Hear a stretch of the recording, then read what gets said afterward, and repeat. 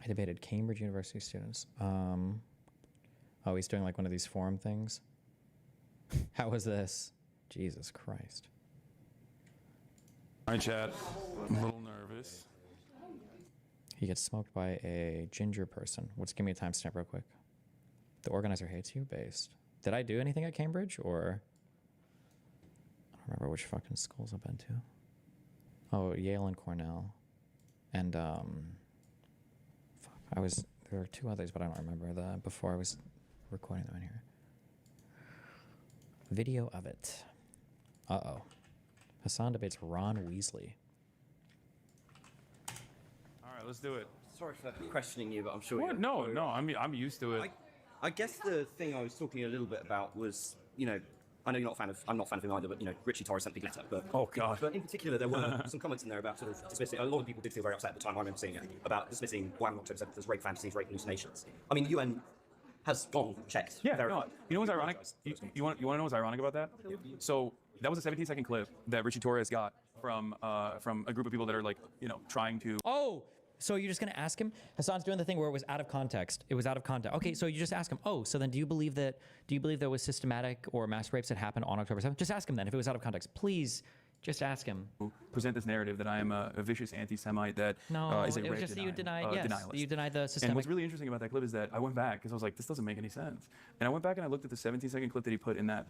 And it was actually from a broader conversation where I was arguing against someone who was denying rapes. And I was like, no, I think that there is a very high likelihood that sexual assaults occurred. And I even brought up the UN report that you're suggesting that that there was at least one documented instance of first-hand account testimony from one of the hostages that sexual assault had happened. And that there is no reason to disparage or to claim that it did not happen when there is at least evidence that it did. That's not what anybody's talking about. And that it had not changed the dynamic of genocide for me even a little bit. Okay. And I think that the way in which you said that, to a lot of people, sounded very, very dismissive. Especially to people who, had relatives who were perhaps murdered or taken away. Who felt that, the loss of life on that day. So let me ask you this question. Traumatic for the Jewish Let me ask you this question. How do you feel about the fact that every day 20 million Palestinians die compared to only one Jew? Let me ask you this question. Now that you know the broader context, do you feel as though, do you feel like you were maybe duped, misled by destiny and the DGGers? Duped. I don't want to say duped, but that you saw this that was very clearly out of context. Just ask him. Ask him if he believes if systematic rapes or mass rapes or rape as a weapon of war was used on October 7th. That's what it was about. Or if he just thinks that one happened, only one happened. Just say, ask him, did only one happen? Just ask him that. It's such a clear, easy, straightforward question. Does that change your opinion a little bit? Or do you feel like I'm running defense? I'm very much on the sort of, I've always been on the pro-Palestine side, a left-leaning person. So I never looked at what I saw and said, this is justification for blockade, genocide, anything like that. But I did see, I'm also a humanitarian, and I think that it's important when you're trying to solve a conflict, or when you're trying to stop violence, that you honestly say what happened. And what happened was, murderous militants went in to a music festival and murdered hundreds of teenagers in cold blood, and often massacred and mutilated them in ways that we have on camera. And that is deeply traumatic to me. Why is he looking like he doesn't agree with that? What does he not agree with? Oh, just ask him. God, he's such a fucking pussy. God, he's such a fucking pussy, dude. Oh my God, he won't own anything. Look at him. He's like, watch. He's like, say what happened. Watch. And what happened was, murderous militants went in to a music festival and murdered hundreds of teenagers in cold blood, and often massacred and mutilated them in ways that we have on camera. And that is deeply traumatic to me. And I guess this was linking to a broader point that, yes, I understand this whole thing, but there is context to this, and you can't just sort of suggest any violent action is justifiable if they don't hold views you like. But this is in depth. I don't. Do you think I maintain that position? It doesn't. No. But do you think I maintain that position? Do you think that I think that it was wholeheartedly justifiable? I think certainly you haven't been very clear in your comments. Wholeheartedly justifiable? That's what do you mean by? Wait, so was it partially justifiable? What was that? What an odd combination of words. I don't. But I don't. Do you think I maintain that position? It doesn't. No. But do you think I maintain that position? Do you think that I think that it was wholeheartedly justifiable? I think certainly you haven't been very clear in your condemnations at times. And I've watched what you said. He used the secret trigger phrase, condemnation. Oh, you want me to condemn? You want me to condemn Hamas? Fine. Will you condemn the IDF? Okay. It doesn't seem, for example, in the course of your talk, you didn't mention what happened on October 7th once. Yeah. You mentioned it as the start of the conflict. You didn't mention... I don't even think it's the start of the conflict. I actually, if you recall... Actually, the conflict starts in... are we going to say 67 or 48? Or 47? 48 or 47. Maybe earlier. My guess is going to be 48, 47. Started the conversation, or maybe 1917, even before the inception of the state of Israel. There's a deliberate reason for why I did that, because I think it's important to understand the historical context in which violent resistance. There's no context for murdering hundreds of teenagers, is there? I think that there's always context. Just like there's context. I don't think it's a contextual justification. I think it's offering background and analysis. Analysis is not justification. I mean, this is a deliberative body, right? We're in a space for free speech and debate. And I think that this is actually ironically one of the things that I don't like about debate is that there is a woeful misinterpretation that exists in this space, and that especially when we talk about certain things like certain subjects that are very difficult to broach in an open and honest manner. I think a lot gets lost in the nuance. And I think you understand where I'm coming from when I talk about this, like that October 7 is, I've never said that October 7 is like the inception or the first stage in what has unfolded. I think that it's important to understand the context in which violent resistance has evolved, whether it be Hamas or whether it be any militancy against like overarching oppressive colonial actions. But I suppose what I'm saying to you is there's time for nuance, and there's also time to say something is unequivocally evil and something is unequivocally unjustifiable. Oh, this is, what a cringe. This kid sounds just as cringe on the other end. I'm wondering why you can say that correctly about the wealth of Israeli atrocities. That to actually fix this conflict and gain trust with people, you need to say that unequivocally about the murder of hundreds of teenagers at the Supernova Music Festival, their mutilation and often their rape. And I don't know why you can't say that. I don't. First of all, in terms of using the language of mutilation and rape, and also consistently saying that there is a contextual justification for it, I think the violence that states engage in, specifically an apartheid state, which you agree is Israel's an apartheid state. Okay, so the violence that an apartheid state engages in is oftentimes considered to be invisible. There is a tremendous Oh my God. Rape is the language of the resistance. number of documented Rapes in prisons. There's a tremendous number of Rapes in prisons. speakers and media representatives that have actively communicated all of the violence that has unfolded on October 7. I myself have also maintained the position that any kind of violence against civilians is completely unjustifiable. But I think it's more productive to at least be a resilient voice that, especially in the West, that tries to explain that these aren't barbaric monsters, that these are horrifying atrocities that they did, right? But that it is not coming out of a place of this antiquated anti-Semitic tendencies, or that they wanted to go out and like do mass rapes, or any number of different ways in which people have, I think, in a very unhelpful way, tried to claim that there is no emancipatory ambition here, and that there is no valid. God, where does he learn these cringe emancipatory ambition? Yes, we are freeing the Gaza Strip with the murder rapes at the festival. Like if we just kill one more partier, seize the LSD, my friends. We're so close to freeing Gaza, bro. Interest in wanting to be rid of Israeli sovereignty. Do you think that by invading the Gaza Strip, that they were not motivated by anti-Semitism, given the fact that they were murdering civilians indiscriminately? Invading the Gaza Strip? I'm sorry, by invading from the Gaza Strip into Israel. Yeah. Do you think that they were not motivated by anti-Semitism, given that they were murdering citizens? No, that is remarkable. No, the entire logic of Hamas. Yeah, no, I don't. On anti-Semitism. Oh, no. So they were trying to free the country, one party goer at a time.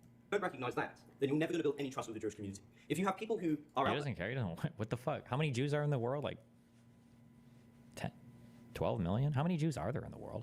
How many Jews in the world? 15 million? Okay, 15.7. Fuck them. Who cares? Who cares? And suggesting that your people don't have a right to exist. The slogan of the Houthis you so admire is death to the Jews. I know, and I've been very They can exist. They just need to go exist in Europe or in Brooklyn. critical of that as well. Well, I don't know if that enough not to platform somebody and call him a sexy pirate.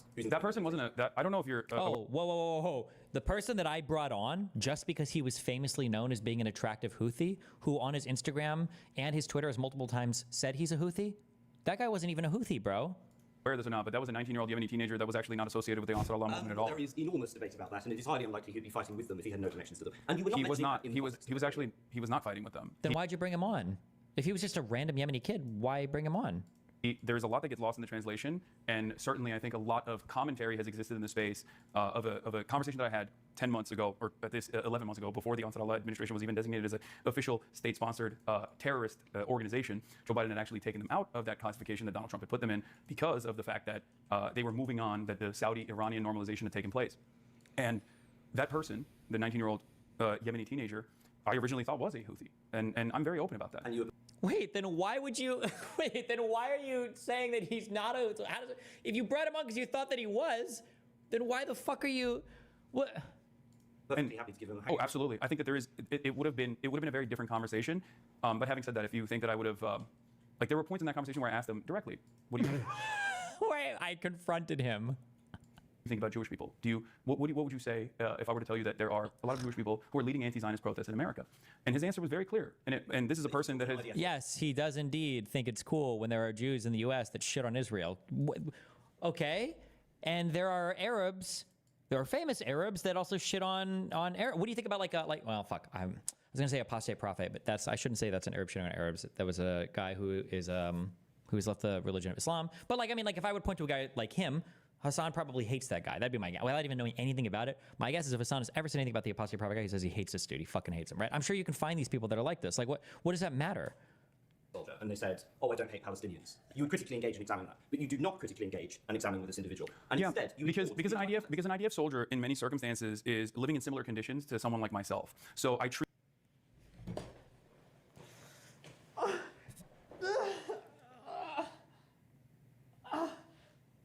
I don't know how many more of these psychic attacks I can handle.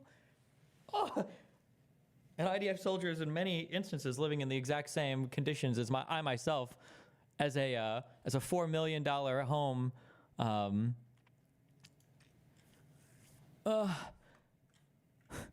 Why would you say that?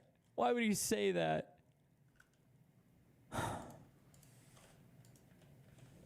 Palestinians. You would critically engage and examine that, but you do not critically engage and examine with this individual. And instead, you because an IDF soldier in many circumstances is living in similar conditions to someone like myself. So I treat someone in the Western world with like Nazi ambitions very differently. I think this is interesting because it's that you don't have a moral universalism. What I've heard from you is this very eloquent, and I agree with it, moral condemnation of the atrocities. But when we talk about the murder of gay people en masse in Yemen, when we talk about, for example, Tibet's oppression under China, or when we talk about what Hamas has done to gay people within that, or what they do to Jewish hostages, you enter this contextual blather. And it strikes me that these. Because you want to know why? You want to know why, bro? It's because if we weren't bombing them, they would be gayer than us, okay?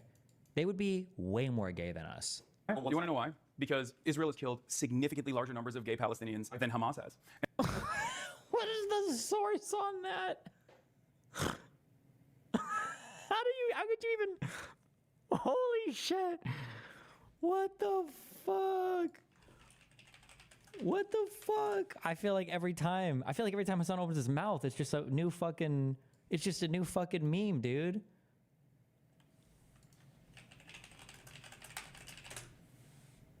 Jesus.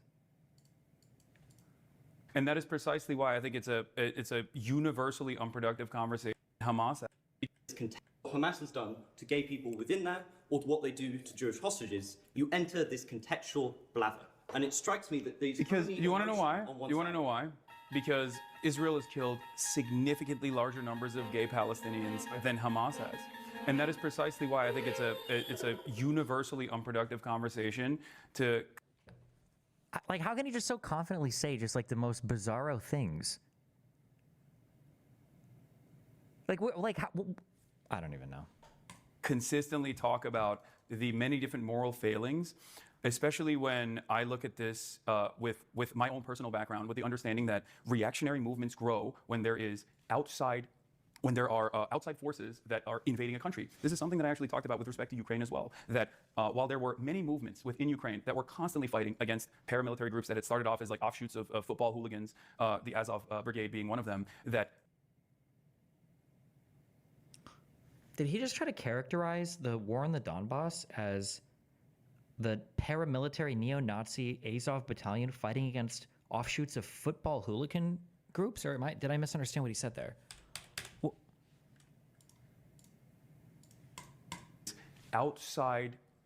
When there are outside forces that are invading a country. This is something that I actually talked about with respect to Ukraine as well, that while there were many movements within Ukraine that were constantly fighting against paramilitary groups that had started off as like offshoots of football hooligans, the Azov Brigade being one of them. Okay, no, he's saying there are other groups fighting against. The Azov battalion is an offshoot of a football. Okay, I don't even know what level of propaganda we're even working on here. Okay. Once Ukraine was invaded by Russia, that the inevitable violence was going to make all of the most right-wing reactionary forces, the emancipatory forces that were going to dominate the country in perpetuity. We saw this with Iran, the destabilization of Iran back. Isn't that kind of the opposite though? Like in 2022, was it in 2022 or 2014? Wasn't Azov like formally rolled into the actual military proper, rather than them just being like kind of a weird paramilitary offshoot? Is this considered code switching? Yeah. Well, I wouldn't consider it code switching. I would consider it mask on. Hasan is very much. Like the Nazis who would do like the wearing a suit showing up. He's basically like, he's the Richard Spencer, or what Richard Spencer used to be or whatever now, of like the commies and tankies or whatever. He'll show up like very mask on to these events and kind of present himself as like, oh, I'm like your uncle's liberal, you know? I just want healthcare and justice, bro.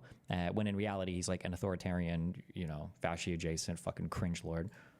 backed by the CIA, caused the Ayatollah tree in perpetuity. Oh, we saw this sorry. with Iran. The destabilization of Iran, backed by the CIA, caused the Ayatollah to overtake the country. Because in most circumstances, when Western forces or an outside force is coming into your country, you don't care about who is actually fighting back. You just want the pain to stop. You want the violence to end. And I examine this across the board in the exact same vein. When a larger, more powerful country meddles in the affairs of a smaller country. I like how he's saying, like, I did a cross-historical analysis. I analyzed this across multiple countries. What, Lil Bro, you mean you read 4 tweets doing this? What are you talking about? Dude, I get cringe. I think like 99% of the time, even I'll say like, oh, I think I read a paper. And by paper, I mean like, I'm pretty sure I read the abstract of a thing. I don't know if it was actually a published paper, it was an MBE or a working paper. And like, but Hasan out here would be like, so I did a cross-sectional analysis through all of history. Really? Where? You stream like 280 hours a month. When did you do this? At what free time did you engage in this analysis? I examine this across the board in the exact same vein. When a larger, more powerful country meddles in the affairs of a smaller country, no matter how big or small, yeah, Iran, exactly. Iran is a perfect example of this. I think that the Iranian destabilization and the implementation of the Shah regime is quite literally the reason why the Ayatollahs were able to gain momentum. Intervention of Iran in the other powers, but in terms of the broader problem with that. But do you understand where I'm coming from? Because there is universality there, and I think the universality is hard to grasp, especially if you've grown up in the United Kingdom or if you've grown up in America. It's very difficult for people in the Western world to shed themselves of Western chauvinist frameworks and engage in. And I'm not saying you're doing this, but engage in what I have seen as pinkwashing by consistently talking about the internal dynamics of any kind of resistance group. When in fact we do not make those considerations for many of our allies, and it's not even something that is remotely brought up in this conversation as far as like universality goes. I've never heard anybody go, we got to stop giving Saudi Arabia weapons because of the horrifying treatment of gay people. You've never heard people criticize within the United States because of their treatment of women or gay? Wait, what? What country do you live in? How could you just say that? How could you just say that? Wait, what? Frameworks and engage in. And I'm not saying you're doing this, but engage in what I have seen as pinkwashing by consistently talking about the internal dynamics of any kind of resistance group. When in fact we do not make those considerations for many of our allies, and it's not even something that is remotely brought up in this conversation as far as like universality goes. I've never heard anybody go, we got to stop giving Saudi Arabia weapons because of the horrifying treatment of gay people. I still think it's unjustifiable, just like it's unjustifiable in Yemen. But ultimately, the way I look at it, if there's a much larger, much more powerful country that is getting unlimited weapons from the most powerful country on the planet, and they are engaging in wholesale slaughter, I think analyzing or interpreting the dynamic of like Hamas and gay people in that regard is ultimately not only unproductive, but also it's not something that is within our realm of power even. I think that these countries, my country, Turkey, for example, will inevitably, once they have breathing room, have the time and opportunity to be able to advocate for their own civil liberties. Oh, and he's doing the thing. The only reason why they hate the gays is because they're getting bombed so much. Countries, my country, Turkey, for example, will inevitably, once they have breathing room. Where are all of these Middle Eastern countries that are chill with gay people that have had relative like periods of stability then?